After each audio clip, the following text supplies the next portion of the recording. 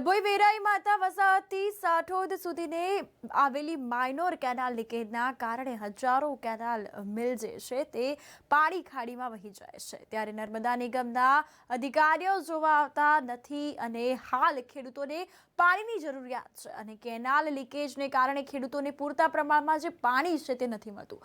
વહેલી તકે ગાબડું પૂરવા લોકોની માંગ ઉઠવા પામી છે। સમગ્ર તાલુકામાં પસાર થતી જે નર્મદા વિભાગની માઇનોર કેનાલ જે છે તે ઠેર ઠેર ગાબડાઓ જોવા મળ્યા છે। ત્યારે કેનાલની પર જાડી ઝાકરા પણ મોટી સંખ્યામાં જોવા મળ્યા છે અને આ ઊંઘી નીકળ્યા છે।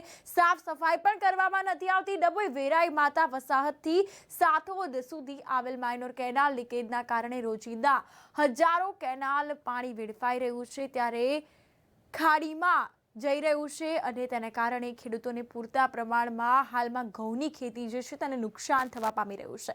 તો નર્મદા વિભાગ કચેરી દ્વારા વહેલી તકે ગાબડું પૂર્વા વિસ્તારના ખેડૂતોની જે માંગ છે તે ઉઠવા પામી છે। અધિકારીઓની બેદરકારીના કારણે ખેડૂતોને ભોગ બનવાનો વારો આવ્યો છે। ખેડૂતોને ભારે હાલાકીનો સામનો કરવાનો વારો આવ્યો છે। તંત્ર દ્વારા કોઈ પ્રકારના પગલાં લેવામાં નથી આવ્યા। પાણી લીકેજના કારણે છેવાડાના ખેડૂતોની દશા ખૂબ ભારે જોવા મળી રહી છે ત્યારે ખેડૂતો દ્વારા આ અંગે ગાબડું પૂરવામાં આવે તેવી માંગ કરવામાં આવી છે। હું વેરાઈ માતા વસાહતનો છું, રાઠવા વદીસિંહભાઈ તરજુભાઈ।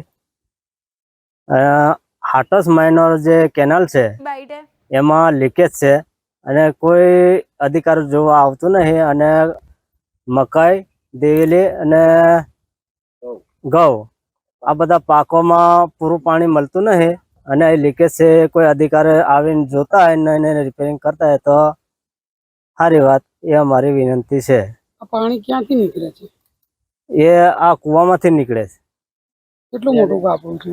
ગાબડું એમ તો ખાસું મોટું છે, એમ લગભગ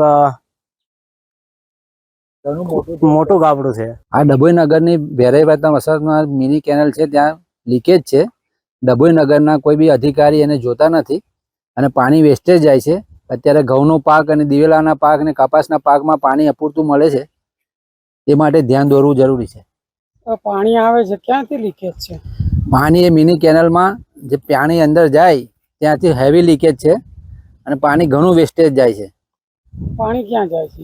એ પાણી બધું તળાવમાં જતું રહે છે અને એનો કોઈ ઉપયોગ છે નહીં। અધિકારીઓ આવે છે ખરા? અધિકારીઓ કોઈ જોવા આવતા નથી, એ માટે ધ્યાન દોરવા વિનંતી છે। તો પાણી વેસ્ટેજ જાય છે તો ખેતરો સુધી પહોંચે છે? અપૂરતું પાણી મળે છે, જે પાણીને ખેડૂતને જરૂર છે એ પાણી બધું તળાવમાં વહી જાય છે।